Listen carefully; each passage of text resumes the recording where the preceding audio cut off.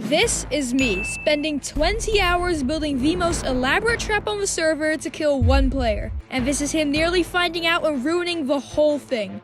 How did I get here? Well, it started 2 weeks ago. My school recently started an SMP and I was bored one day, so I logged on. 4 days late. No big deal, I mean, how much can you get done just for it? Wrong! These guys were no-lifing this server. They'd already beat the dragons, split off into teams, made full netherite, and started on mega bases. I was kinda broke. So the second I spawned in, I got spawn killed by 3 separate people, and I had to get out of there. My first priority was to get gear. Fast. I tried the normal way of getting gear, but that went horribly, so instead, I did the classic ethical maneuver and scammed my friend into giving me stuff. You stay over there, or else I'm gonna kill you. Hey! Okay, I'm just joking. Here. I'll give it all back. I'll give it all back. 1, 2, 3. Oh, good. Wait a minute. Do you have one more? No, I gave it all back. Alright. Scam success? Nah, that was just me stealing. You see, killing people on the server drops their head, and for some reason, everyone really wants to collect everyone else's head. This is also why I got spawn killed earlier. I pretended my head was super valuable, a rare, exquisite, luxury item. Well, in reality, I'd been killed a total of 7 times, so my head was practically worthless. He didn't realize and gave me full diamond armor, an elytra, firework rockets, and a stack of diamonds in exchange for my worthless head. You're a bitch. You're a bitch. And I didn't even give him the head. I'm not that mean. Anyway, my head might be worthless, but there are still many players whose heads were really valuable. Like the guy I scammed earlier. How was I gonna get the head? I'm wondering the same thing. There is no way I was gonna beat him in a normal 1v1. I have measly diamond armor, and he has enchanted netherite.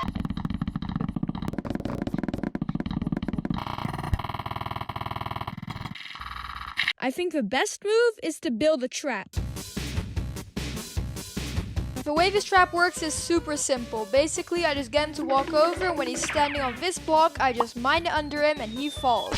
Now we just have to wait for him to log on.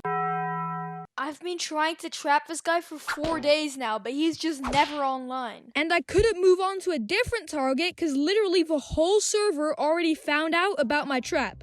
What? What? This base? I don't even have a house. That is my base, man. Yeah, I built that. I don't have a base. I broke a block and there is spikes down there. Oh yeah, that's the thing I found.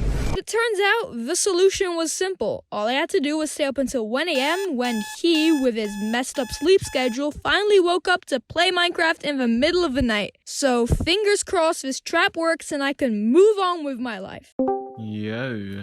Yo, hello. Yeah, so there's this item that I've had for a while now, which is why I'm trying to get you on. But no one else knows about it. Okay, follow me. This is the house where it all happens. Yours? Yeah? Yeah, so, in this chest over here, if you look in there closely, then, I knew it. Bro, you didn't die? Can I just kill you for the fun of it? Please. Please, bro. Stop being No! Okay, I'll take it. You can tell how excited I was. But don't leave yet, because this head is far from the most valuable head on the server, and I wanted them all. But I can't just use this trap again. Everyone already knows it's rigged. So I have to build a whole new trap powerful enough to kill my second target, Octopus, which at the time I thought had the most valuable head. One problem, Octopus had way better armor than Chester, so I had to design a trap that was powerful enough to kill him. The way this trap works is a little bit more complicated, but still pretty simple. Basically, Octopus here mines the diamond, the observer triggers, the dispenser shoots an arrow through lava into the TNT minecart, blowing the place into smithereens. Now we just have to wait for him to log on, and oh look, he's AFK. That's a problem. Octopus had a totem that would have made him surely survive the trap. So I had to come up with a new plan that would make him unequip his totem and I had to do it fast because he was gonna come back any minute now. Tell me when you're back. I want to try a glitch I saw. What is the glitch? Okay, come to spawn, I'll show you. Yeah, follow me. Oh no, I'm about to get killed. You're not. How this glitch works, if you hold the Silk Touch and the Fortune Free in the offhand, supposedly if the server is laggy enough, which, I mean, this realm's pretty laggy, it doesn't have to be super laggy, but like, supposedly you can mine the diamond and get 2 diamond ore, like 3 diamond ore, whatever, with the new 1.18 update. I'm just gonna cut myself off here. I basically just ramble a bunch trying to get this guy to believe my story, and he is just not buying it. I don't trust you at all. Why not? My response? Just keep making stuff up. But I know there's diamonds here, just haven't bothered to mine them yet. Didn't bother to mine diamonds. Okay, so hold them with your offhand, and then just mine Hold the the diamonds. silk touch pick in my offhand.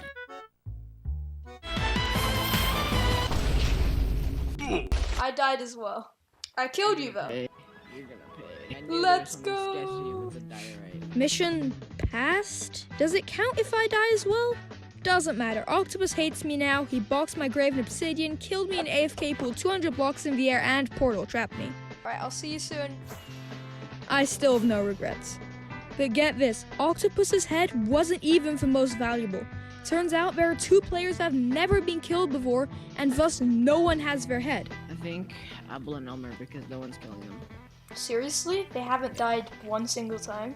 So you know what I had to do. Abley is my brother who was helping me capture replay shots, so he would know if something was up if I tried to trap him.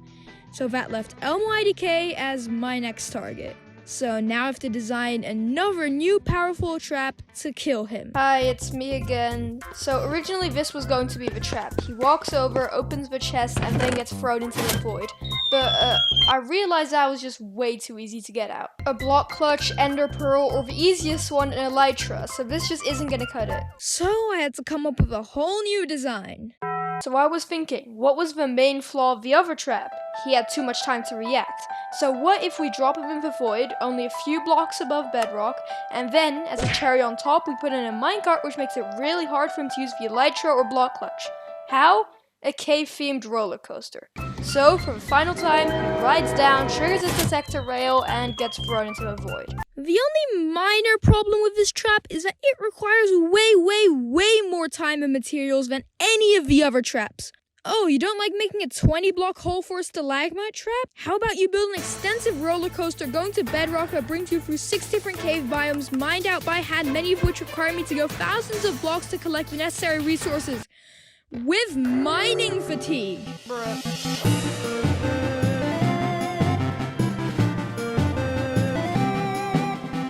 We started this video by making a simple stalagmite spleef trap, and now literally spending 12 plus hours on one trap.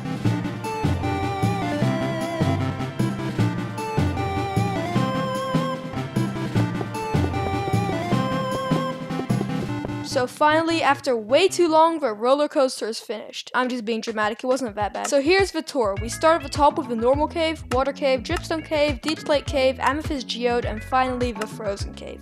All of this just to make him a little less suspicious. Now I just had to build the actual void trap, which I had never done before. But I mean, how hard can it be? It's just some simple TNT and pistons. Well, it turns out, excuse my rant here, but the tutorial I saw and the one that I saw everyone else using had worked a total of 3 times for me.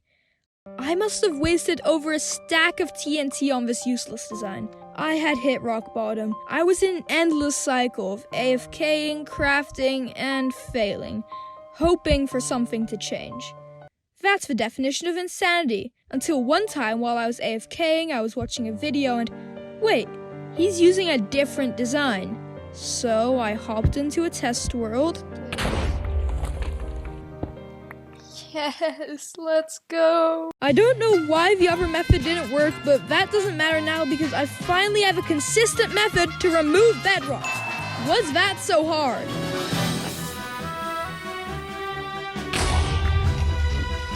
Yes, it's gone. Okay.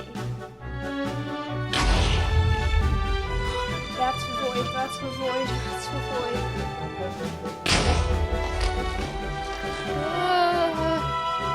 No, I gotta remove that piece of bedrock first.